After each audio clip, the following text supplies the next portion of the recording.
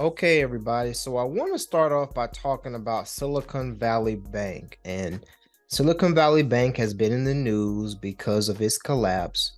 But I think it's important to just provide some context about this bank. Okay. And I think it may be apparent to you all, as it was very apparent to me after I read this specific article, that Silicon Valley Bank just seems to me as an incompetent bank. Now, this article is about SVB, Silicon Valley Bank, and Silicon Valley's bank tech failings were a problem long before the bank run that led to its demise, critics say, which is very interesting.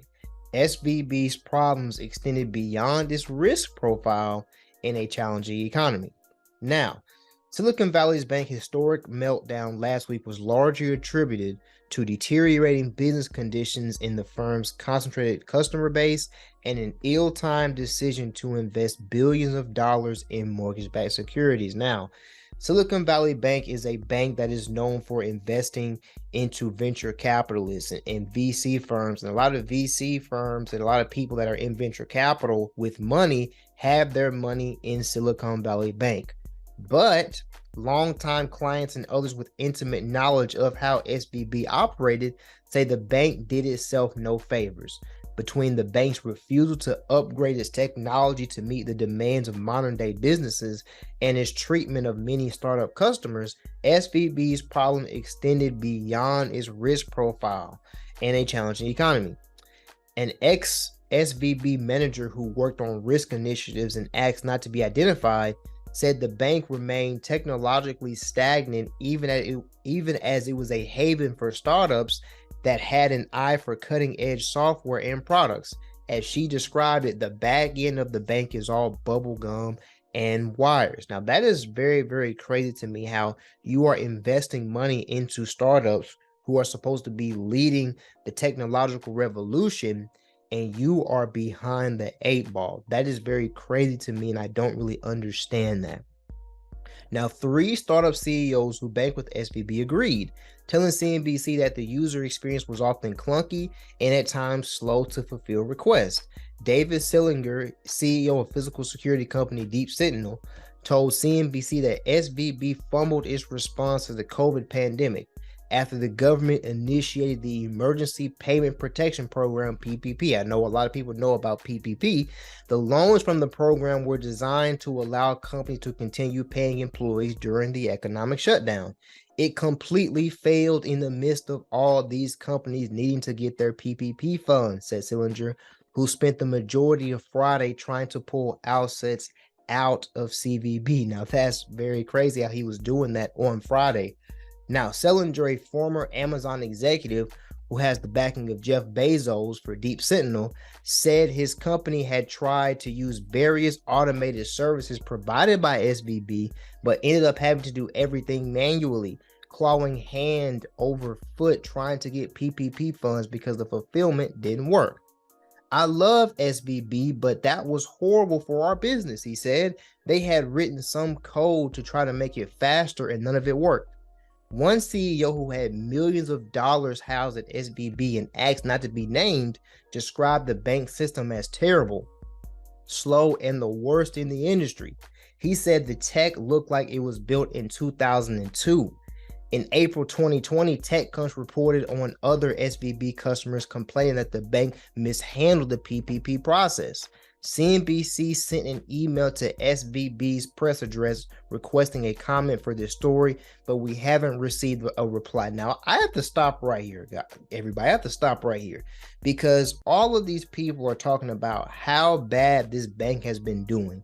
And this bank has been in existence for over 40 years, to my particular understanding from the research and the people that I have listened to. I don't understand why you have millions of dollars in this bank if this bank is such incompetent. It's just such incompetent, but I digress.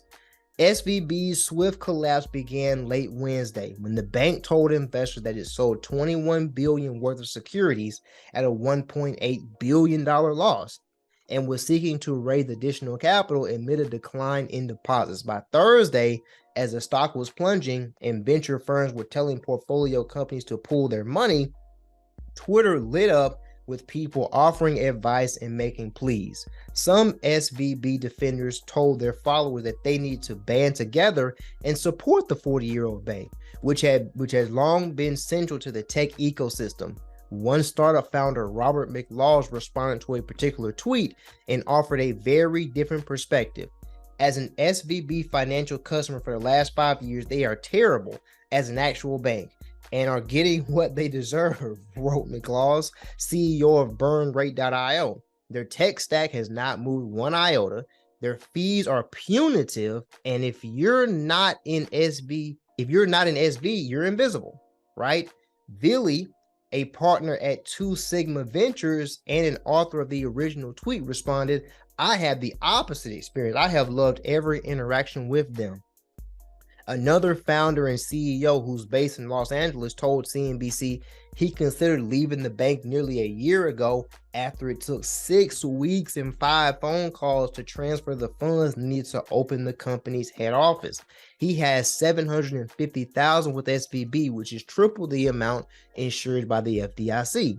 The FDIC seized SVB on Friday following a run on the bank by depositors.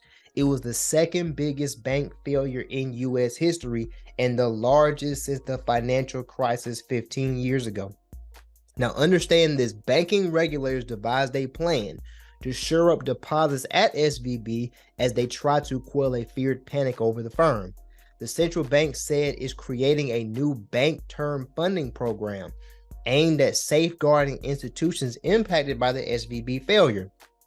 In addition, regulators said depositors at both SVB and Signature Bank in New York will have full access to their deposits, which is very, very good news. Roughly 95% of SVB's deposits are uninsured, which makes the bank particularly unique in that it serves primarily businesses. However, the risk of contagion led to a plunge on Friday in shares of other regional banks such as First Republic and PacWest Bancorp. Now, this last one, the lack of mobile security, this just digs right deep into this technological problem that this bank has. The former SVB manager who was hired to prepare the bank for a rapidly growing asset base said that implementing biometric authentication on the bank's mobile banking app was one of its technical failures. Startup finance execs were left with a password-based login to protect their funds because building authentication into the app was seen as too expensive and too complicated to do and not value additive to clients, the person said. Now, that statement is going to be very, very important on the next article that we're going to go to, but let's finish this very quickly here. Even attempts at shoring up its internal tech through a partnership with payments giant Stripe ended up flopping, according to the former SVB employee. In 2016, SVB announced an agreement with Stripe to launch a product called Atlas to give entrepreneurs everywhere access to the basic building blocks for starting a global internet business. Approved founders and execs found would receive a tax ID number, a U.S. bank account from SVB, a Stripe account to receive payments from anywhere, and services like tax guidance from PwC, legal help from Warwick, Harrington, and Sutcliffe, and tools and credits from Amazon Web Services. But the ex-SVB employee said after the big announcements, technically SVB wasn't able to pull it off on our end. The lack of investment in SVB's technology made the job of risk compliance difficult, the person said. Atlas works with fintech companies Mercury and Novo, according to its website. Stripe did not immediately offer a comment for this story. While SVB was undoubtedly one of the best banks for startups, the person continued, as clients grew, they were forced to switch because of the bank's inferior technology. Now, as I stated before we went to this article, Silicon Valley Bank seems to me like it was a bank that was incompetent. It was incompetent. It was not capable of doing the thing that it needed to do. But it still puzzles me that these people had millions of dollars into this bank and they were given inadequate services. The services that they were giving were inadequate. But this kind of shows you that, a bank run of $42 billion in 48 hours does not happen from a bank that is competent, does not happen from a bank that has shored up everything that it needs to shore up. Now, what's even more interesting about SVB is going to be this next article that I'm about to go to.